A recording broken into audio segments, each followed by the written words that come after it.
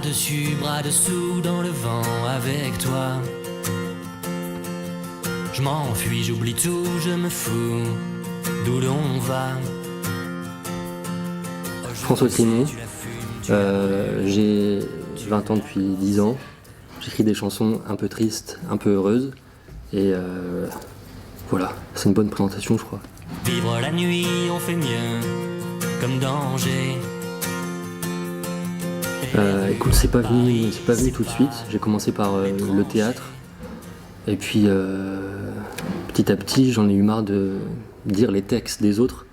Et donc, j'ai écrit mes propres aventures, mes propres histoires. Et puis, forcément, j'ai été amené à les dire devant des gens, des vrais gens. Pas que ça reste dans ma petite chambre de lycéen. Et donc voilà, ça a commencé comme ça, un peu par hasard. J'ai essayé plein de trucs, j'ai fait plein de facs un peu nuls que j'ai arrêté en cours, que j'avais du mal avec l'apprentissage forcé. Et donc les livres que j'ai pas voulu lire quand j'étais en classe, je les ai découverts tout seul. Et du coup, ça a mieux été comme ça. J'ai toujours su qu'on ferait ballon de feu. Rappelle-toi, ces nuits-là, on sera jamais vieux. Il y a beaucoup d'artistes que j'adore, forcément. Renaud, en premier. Celui-là, s'il n'avait pas existé, je pense que j'aurais eu plus de mal avec la vie, vraiment. Renaud, Gainsbourg, Dutronc, Bachung. Il y a un mec que j'aime beaucoup aussi qui s'appelle Jean-Patrick Capdevielle, que personne connaît. Et qui a une super chanson d'ailleurs qui s'appelle Qu'est-ce qui va rester. Et voilà, si vous ne connaissez pas, écoutez celle-là en premier. Et il y a aussi Elle est comme personne de Capdevielle qui est bien.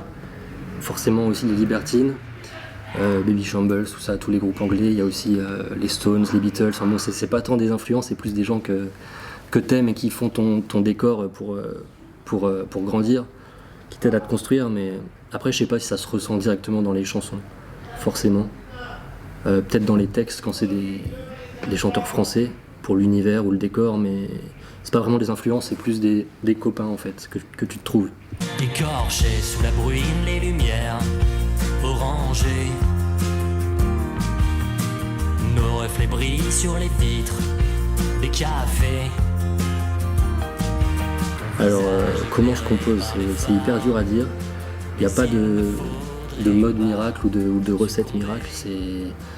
Je me dis pas, bon, allez, là il faut que je compose. Je compose dans la rue, en fait, peut-être en marchant. À tout moment, il n'y a pas de règles, pas de jour précis, pas d'heure. Et en fait, c'est pas tant comment je compose, je crois qu'il faut que je me demande, c'est plutôt qu'est-ce qui m'inspire et qu'est-ce qui a besoin d'être dit, qu'est-ce que j'ai souffert récemment, qu'est-ce que j'ai aimé. Et c'est ça qui fait qu'il y a un point de départ de chanson. Un drame qui t'arrive ou quelque chose de sublime, c'est tu transformes les douleurs en douceur, ou l'inverse, une douceur qui va rester douceur de fait, mais comment dire, il faut trouver quelque chose qui se détache du réel et qui en même temps en fait partie. Et voilà, faire de l'épique avec le quotidien, transformer les douceurs en douleurs et les douleurs en douceur. Ouais, c'est ça. Elle a l'âme en peine et ça lui va bien. C'est en fait des chansons qui existaient déjà depuis 2-3 ans sur cet album, que j'ai voulu immortaliser sur CD, pas que ça reste éternellement des chansons sur YouTube vouées à disparaître. Là au moins c'est gravé, ça existe, même si ça n'a pas été peut-être validé par le microcosme qui dirige tout. Je sais que ça existe et que ça survivra peut-être au moins à la jeunesse. Et donc comment ça a été fait? Ça a été fait avec mon pote Max D, qui est un mec que j'ai beaucoup aimé quand j'étais plus jeune, quand il était rock en fait. Maintenant il fait plus trop ça, il est plus Michel Berger. Mais c'est un mec qui avait un groupe anglais, où il chantait anglais, ça s'appelait les Poppins. Il y avait aussi les Horses. Et c'est des mecs que j'ai beaucoup soutenus, j'étais premier rang dans les concerts et tout. Et finalement je me suis retrouvé à bosser avec eux. Et donc c'est eux qui ont transformé mes petites démos, mes petits brouillons en chansons qui existent vraiment avec une vraie instru, une vraie batterie, des vraies guitares et tout. Et donc toutes les chansons qui existaient à peu près déjà, que tout le monde connaissait, j'ai pris les 10 meilleures et on les a mis sur album quoi. Il y en a 2-3 qui sont restés démos parce que j'arrivais pas à les faire autrement, j'aimais pas du tout ce que ça donnait. Et donc voilà, Octobre Paris, c'est le résumé du début, de comment ça a commencé.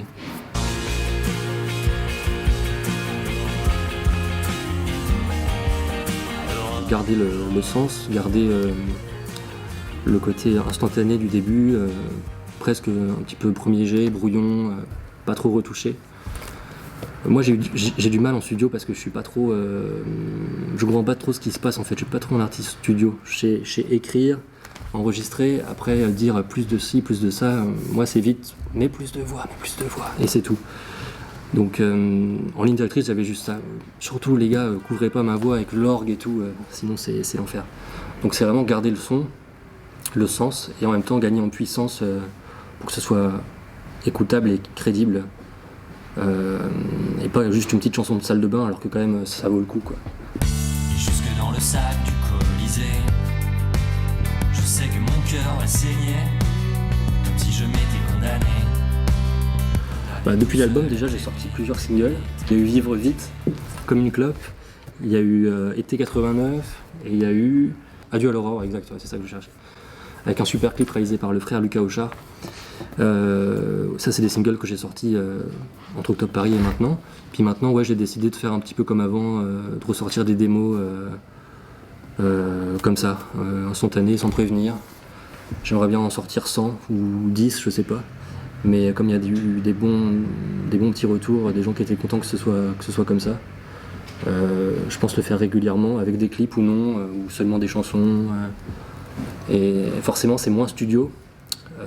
Ça peut être moi tout seul à la guitare ou ça peut être une démo de studio un peu plus élaborée, mais ça reste plus brut et bizarrement j'ai l'impression que ça plaît plus que quand je me démerde et j'accepte les conseils des autres en studio.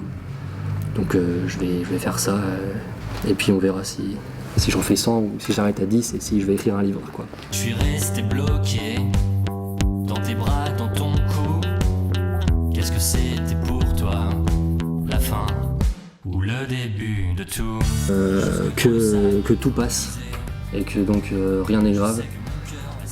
Et profite de l'instant parce que vraiment tu crois qu'on est en l'an 2000 mais on est en 14 milliards et il y aura 14 milliards après frérot, donc te fatigue pas avec des bêtises. Bon, ça, c'est pas mis entre parenthèses après l'album, mais je pense que c'est ça ce qui transparaît le plus souvent. C'est l'instant présent et tout passe et il n'en restera rien, donc savoure un max et si t'es triste, c'est pas grave, fais des chansons et souffre et supporte et transforme la douleur en douceur.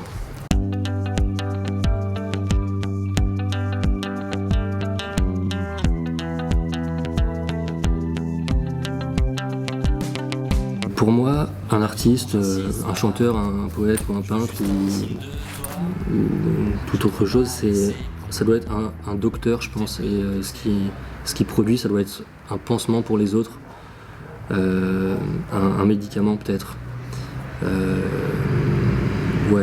Un artiste, c'est quelqu'un qui soigne les douleurs des autres en n'ayant pas la gêne d'aller pleurer devant tout le monde.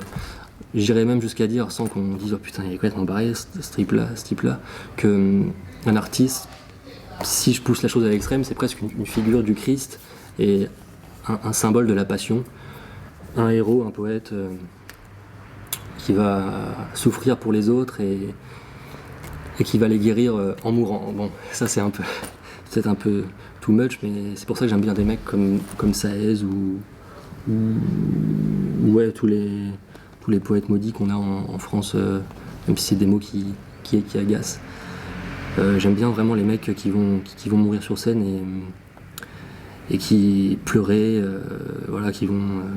j'aime bien les mecs qui se donnent à fond et qui font vibrer les autres et qui font du bien parce qu'ils savent dire ce que les vrais gens peut-être n'ont pas su nommer, et du coup ils soignent les plaies avec la poésie quoi.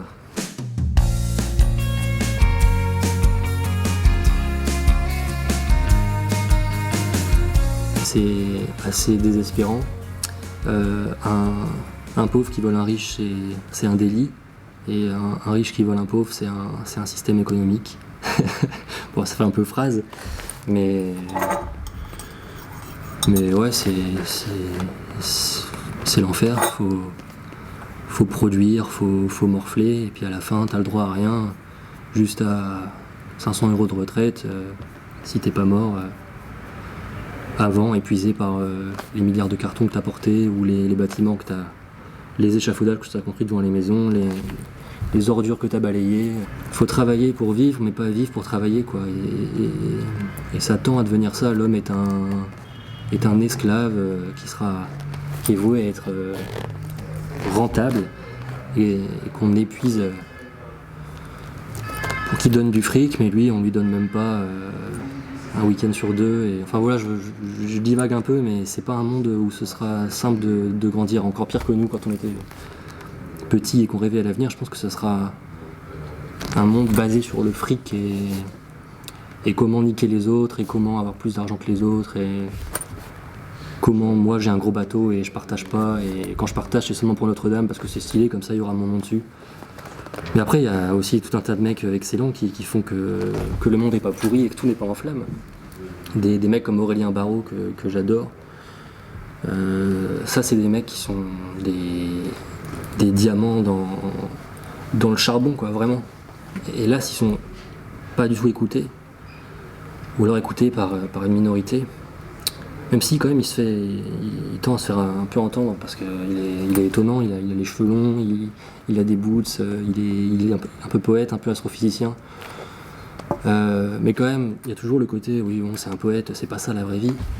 C'est comme les gens, la plupart des gens, ce qu'ils disaient à propos de Greta, la jeune activiste écologiste, voilà, ils se foutaient de sa gueule alors que la petite gamine, elle en savait plus que les vieillards qui gouvernent le monde. Comme Frodon dans Le Seigneur des Anneaux, c'est exactement pareil. Les plus petites choses peuvent sauver le monde, quoi, en détruisant l'anneau. Et Greta, c'était ça, c'était Frodon. Et ils sont foutus de sa gueule.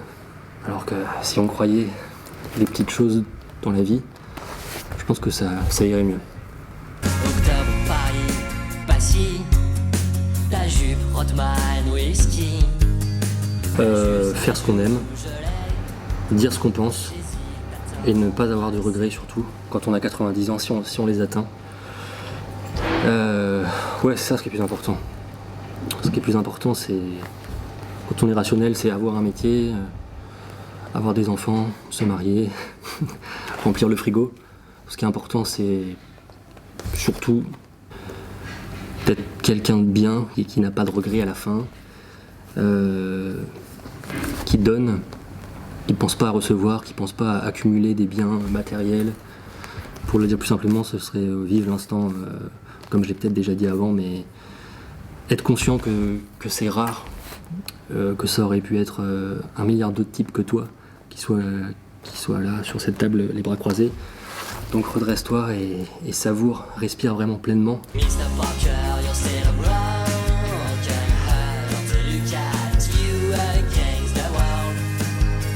Comme dit Sacha Guitry, une phrase cool qui dit « Sois de ton temps, jeune homme, car on n'est pas de tous les temps si on n'a pas d'abord été de son époque. » Donc je dirais ça. Te mens pas aux autres, et dis ce que tu as vraiment envie de dire, n'essaie pas de ressembler, prends pas des codes d'autres. Même si c'est à côté de la plaque, sois toi-même, et voilà, après, prends la forme que tu veux, mais il faut que le fond, ce soit toi. Te trahis pas, et n'essaie pas d'être à la mode, parce que les modes se démodent violemment. Alors que si t'es toi éternellement. Adossé au mur, je fais mon cinéma, amenant mon petit gars au fillon, la fais pas. Gaston Fouté, le pauvre gars, alors ça dit: il était une fois un gars si laid et si bête qu'aucune fille ne voulait seulement lui faire l'aumône d'un sourire. Or, d'avoir trop souvent souffert l'affreux martyre, de ne pas être aimé lorsque chante l'amour, le pauvre gars s'en vint à mourir un beau jour. On l'emmena dormir au bout du cimetière, et son âme en avril s'échappa de la terre et devint une fleur qu'une fille cueillit et mit près de son cœur. Voilà, j'aime trop ce petit poème. Le pauvre gars, Gaston Coutet.